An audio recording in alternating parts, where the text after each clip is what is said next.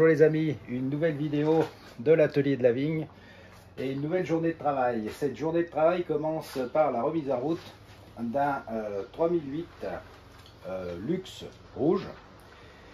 Ce 3008 a été entièrement restauré à l'atelier en 2018. Donc voilà comment il est aujourd'hui après quelques années d'utilisation. Vous voyez, pas de problème particulier. Au niveau de la peinture, des chromes, de la zinguerie, c'est nickel. Je lui ai juste passé un petit coup de jet parce qu'il avait pris en fait la poussière. Je l'avais stocké pendant un jour ou deux sous mon petit kiosque à l'extérieur et avec le pollen et la poussière. Donc il était couvert de poussière. Donc un petit coup pour le nettoyer et il faut le remettre en route parce que son propriétaire souhaite faire quelques balades cet été. Donc il l'a apporté il y a quelques temps déjà. Je vais essayer de le finir au plus vite. Donc but du jeu, comme d'habitude, vous le savez, on va essayer de le remettre en route. Je pense qu'il a dû être arrêté depuis une petite année. Alors je ne sais pas si l'arrêt a été bien fait au niveau, si on a bien enlevé l'essence, tout ça. Donc je vais essayer de le démarrer, gonfler les pneus bien sûr. Et puis on va voir ça ensemble. Ensuite, naturellement, s'il démarre, eh bien il aura droit à son petit galop d'essai pour ensuite pouvoir le rendre à son propriétaire pour qu'il puisse en profiter cet été. Allez, c'est parti. Première chose à faire, on gonfle les pneus, on va vérifier l'essence, on va mettre un peu d'essence, on va regarder si l'essence, comme vous le savez, arrive au carburateur et on essaye de le faire claquer. Bon, voilà, j'ai fait venir l'essence jusqu'au trou du gicleur et on va voir si ça démarre.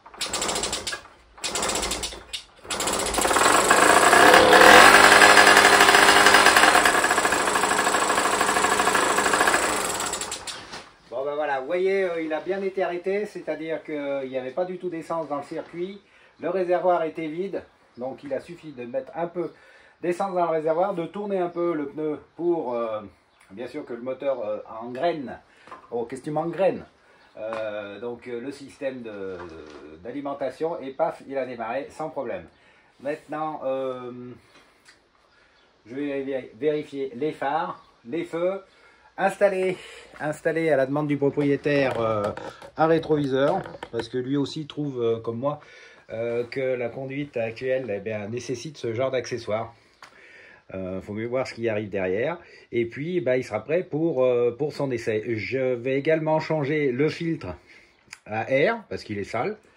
Donc, je vais mettre un nouveau filtre Race Solex de l'atelier de la vigne. Comme ça, ce genre de filtre, ça peut se nettoyer à l'infini. Et puis je vais changer également la durite de retour d'essence, tout simplement parce que depuis 2018, elle a séché, c'est normal. C'est aussi une des pièces, j'allais dire, de rechange qu'il faut régulièrement donc échanger sur un Solex quand vous l'utilisez ou que vous le remettez en route. Bon, voilà. Alors, pose de ces filtres, vérification des freins, de l'éclairage, et puis on refait le point ensemble.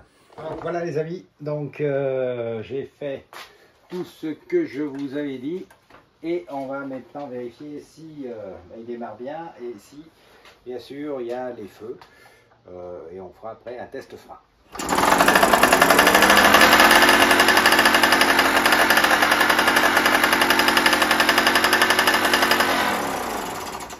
Bon, il claque bien, il y a des feux avant et arrière, on regarde les freins, on met un rétroviseur. Et... Alors, voilà, c'est fait, vous voyez le petit rétroviseur, donc il y a tout ce qu'il faut. Alors, je pense qu'il est complet. Ce Solex, alors, j'ai peut-être quelque chose à vous demander les amis. J'avais fait faire spécialement pour ce Solex, avec un ami, un marchepied. Vous voyez, il est fait en aluminium, mais c'est une fonderie d'aluminium. Donc il est très beau, très costaud. Et d'ailleurs, il n'a pas bougé depuis 2018, comme vous pouvez le voir. Ça, c'est juste une cochonnerie qui est dessus. Je me demande si ce type de pièce vous intéresserait, toujours dans le souci de fabrication de pièces originales et surtout de qualité. Alors, fonderie d'aluminium avec ce petit dessin en chevron, qui est un peu une imitation des rebris d'époque, mais qui est beaucoup plus joli et solide que les simples marche-pieds inox que l'on trouve actuellement. Voilà, dites-moi dans les commentaires si cela vous semble, intéressant. Voilà, bon, et bien on va le descendre et puis on va examiner les freins. Alors les freins avant, pas de souci parce qu'avec la molette, ça se règle tout seul. Et le frein arrière, et bien moi j'ai un truc tout bête. Je vais vous montrer.